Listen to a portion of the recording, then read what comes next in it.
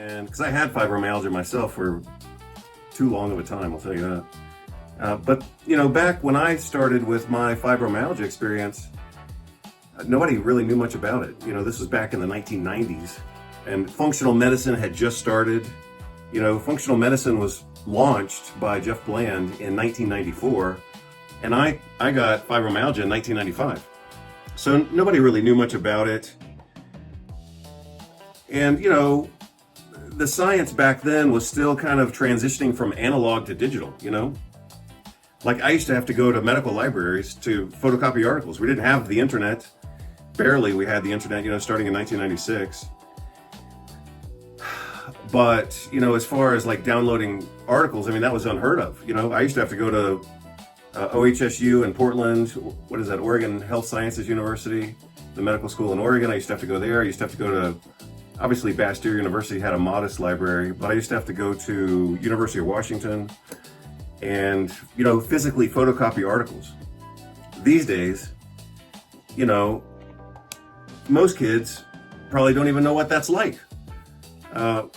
I used to spend entire weekends in medical libraries photocopying articles, and I used to have, you know, boxes and boxes of photocopied articles. You know, it's just, that's the way things were back then. So anyway, I've obviously been at this a long time, and I'm trying to show you some diagrams. So looking at your favorite textbook, Inflammation Mastery, 4th edition, I just happened to see this diagram, which I make all my diagrams, unless I'm very clearly citing another, you know, research paper that's open access, or I have permission. Sometimes that's the other thing.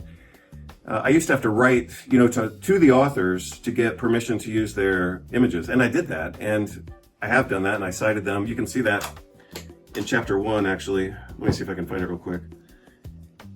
I remember writing to these researchers. This was back in the 1990s. This would have still been 1995, 1994, when they gave me permission to use these radiographs.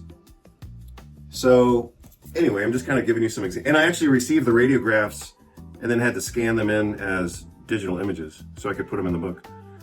But these are, I mean, these are real radiographs. You know, this was like back in the day when doctors used to actually talk to each other and request things and get permission and all that kind of stuff. And obviously things have changed over the last couple of years. Here's another group of diagrams, some of which I made and some of which I got permission to use. And then here's another diagram of mitochondria from one of Cordero's publications. He's a researcher in Spain, does really good work. So, like I said, I've been offline, so to speak, for a couple of days, but that's because I've been doing research, and I'm loving it. I told you about, in my last video, I talked about this diagram. I originally made this diagram back in 2004 for my first book, Integrative Orthopedics. And now, this diagram is still accurate, but it's, at this point, I would have to say it's incomplete. I could double this. So this, you know, filled up a whole page, basically.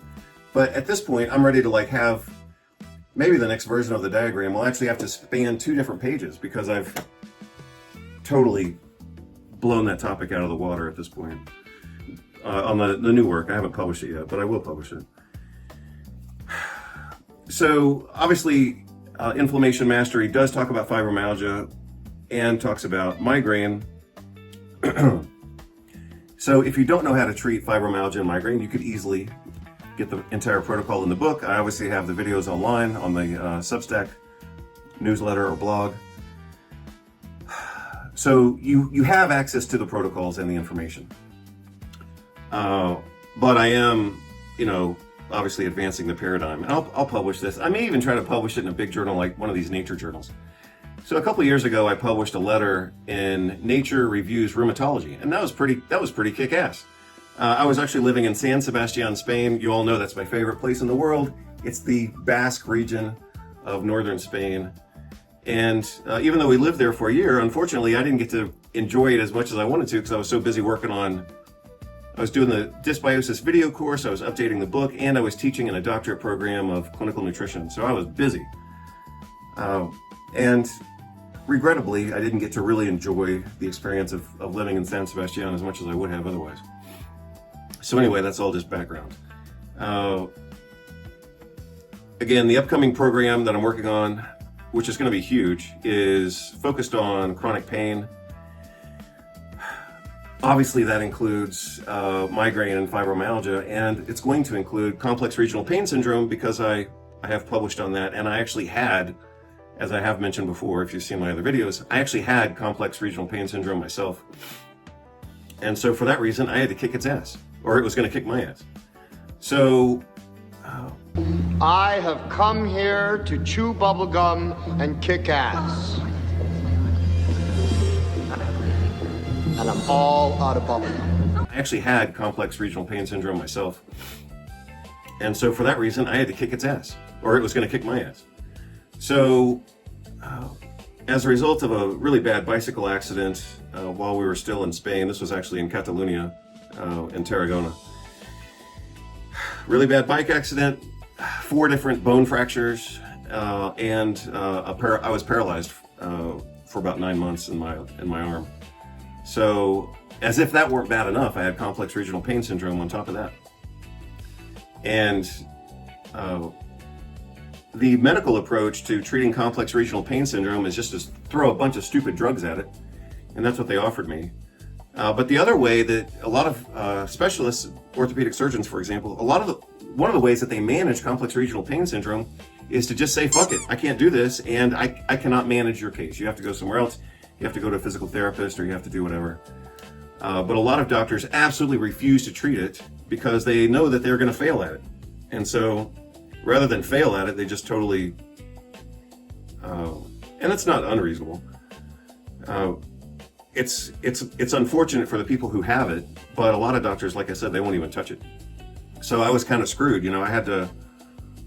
We were basically, at that time, we were living on a farm in northern Spain, and so, you know, my treatment options were pretty limited, but lucky for me, I knew some things about pain and inflammation because I've been writing about it now for 26 years.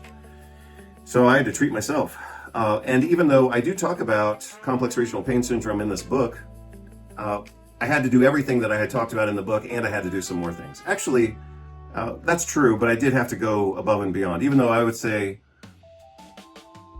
maybe 90% of what I did is in the book. So if you want my protocol for complex regional pain syndrome, it's in the book. And yeah, I had to do a few things beyond that, but it's relatively, quantitatively, it's relatively minor, even though qualitatively it was pretty important. So anyway, that's all background and context and kind of forecasting what's coming. I'm going to talk about pain. Some of the prototypes of chronic pain are migraine, fibromyalgia, complex regional pain syndrome, and other related conditions. But all of that's going to also overlap with other neurologic conditions like autism, for example. Obviously, I published a book on autism a couple years ago, and I've published a little bit of research on autism back in 2006 and then again in 2017. So anyway, you'll see how it all overlaps as I develop the program. What I'm going to focus on right now, and probably my introduction was longer than the review, but I am going to provide you a quick review of this migraine consensus document that was published. So this is the diagnosis and management of migraine in 10 steps. That's awesome. Except for the fact that this document just sucks. So this is typical of a couple different things, but I mean, I could describe it a few different ways. So this is a consensus document. I actually just saw it for the first time last week, even though it was published, I believe, in 2021. So it's not brand new. It's still current. It's still recent. It's still authoritative for its intended purpose, but it's not brand new. It's got 5 years on it, but still, from a medical perspective, this is a very authoritative document. From an integrative perspective, looking at migraine like I do, see if I can find it real quick. Looking at migraine from my perspective, without any attitude. So I'm not trying to like impose my Generation X attitude on this, but I suppose I probably end up doing that anyway. So that's fibromyalgia, so the other one should have been migraine. I'm just trying to show you a diagram if I can find it real quick. Well, there's a diagram. Anyway, some of you know the history of that diagram. It's one of my more detailed diagrams I've ever done. I mean, how could I can't even make a diagram more detailed than that, I suppose. But that's in the migraine chapter. Let's see if I can find another one just to show you. Yeah, well, I mean, here's this diagram basically summarizes migraine. It did in the past, and it still does. So as I started to say, without filtering my Generation X attitude too much, this is, so let's see, a couple of ways I could describe this article. It's a great medical review article. So if you are a medical doctor or a neurologist, it's a good review for that audience, even though I would say it ought to be basic. I mean, even if you're a family medicine MD, this is still a basic article. I mean, you probably already know this stuff. If you're a neurologist, then this is like bread and butter. If you look at things from a more analytical way, like I tend to do, then you would look at an article like this and say, this is bullshit. This is just medical propaganda. And that's I can carry all of those conclusions at the same time. If you're a family medicine or general practitioner, like general clinician, medical doctor, this is a good article. If you are a specialist, it's a review article and you probably already know this stuff. If you're like a DC, doctor of chiropractic, or an ND, doctor of naturopathic medicine, and you're treating patients on a routine basis, but not necessarily specializing, then yeah, this is still a good article. If I were still teaching orthopedics, rheumatology, functional medicine, or anything like that, like a clinical course, the other one I taught was inflammation and immune imbalances. That was a doctorate level course for what it was. If I were still teaching, I would probably use this article as a teaching document, but not because it's a great article from a therapeutic standpoint, but because you got to know what's out there. You know, even if you think the medical profession is completely corrupt and that all they do is sell drugs and whatever, that perspective has some truth to it. And, you know, a lot of doctors don't want to hear it, but it is still true. I mean, basically, medical school is getting trained to use and therefore sell drugs. But the other reason that we all would have to know, you know, what is the current standard of care is because if no matter what, for the most part, with a few exceptions, this is the standard of care that you're held to if you are even treating as a DC or an ND or whatever. You still have to know what's out there, and you have to know what the standard is. This is the standard of care for the treatment of migraine headaches, whether you like it or not. If you're a medical doctor who doesn't know about nutrition, this is probably how you're treating migraine headaches. If you're an integrative doc like I am, then you still have to know this, even though you're going to do other stuff. So anyway, I'll give you a quick overview of this document, and then I'll provide it, or I'll put the link or whatever. It's a good, like I said, it's a good article. It's a good article from a medical perspective, which also means it's pretty pathetic, because you already know what their conclusion is going to be. Their conclusion is drugs, drugs, and drugs. Literally, that's the conclusion of this article. They talk about it in 10 steps, but that's also diagnosis and stuff like that. But if you look at the 3 steps that are treatment, it's NSAIDs, triptans, and CGRP inhibitors. That's it. There you go. I just saved you, a consult with a neurologist. If you have migraine and you're trying to explore what your options are, that's what they're going to tell you. You start with NSAIDs, including aspirin, other cyclooxygenase inhibitors, and acetaminophen, which is totally horrible. But that's what they do. So number 1, NSAIDs. Number 2, triptans, like sumatriptan. It kind of works for some people, but it's not that good. And then now the third step is CGRP inhibitors. So, and those really suck. So that's the new blockbuster drug, in the migraine world. since 2018 has been the CGRP inhibitors. Receptors or blockers or antagonists or whatever. They started by injection, now they have oral versions of the same drugs.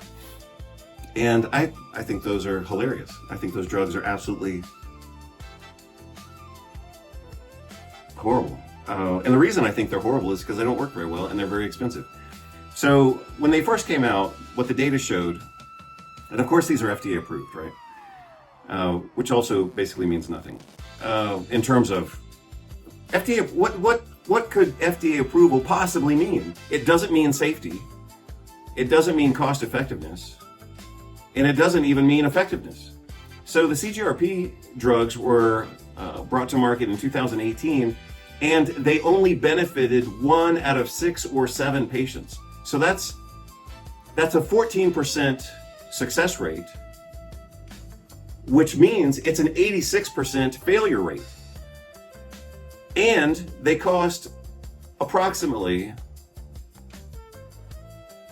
I just looked at this data again last week. The CGRP inhibitors started, I believe, at a price of about $7,000 a year. So that's roughly $500 a month. But they're actually somehow, and maybe it's because more drugs are on the market, but now they're actually more expensive. Now it's about $1,000 a month. So $12,000 a month for these drugs that only help 1 out of 6 people. So you have to treat 6 people. Watch this. You have to treat 6 people to cure 1 person. It doesn't even cure them, but you have to treat at least 6 to benefit 1 person. But if you're spending conservatively, I'm just going to say $10,000 a year, because the new oral drugs are actually $1,500 a month, which makes it $18,000 a year. But let's just say $10,000 a year for that's too low. But let's just say $10,000. But if you have to treat, let's say 7 patients to benefit 1, then you had to spend $70,000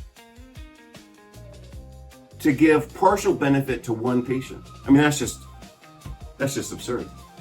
But anyway, that's the way the medical world works.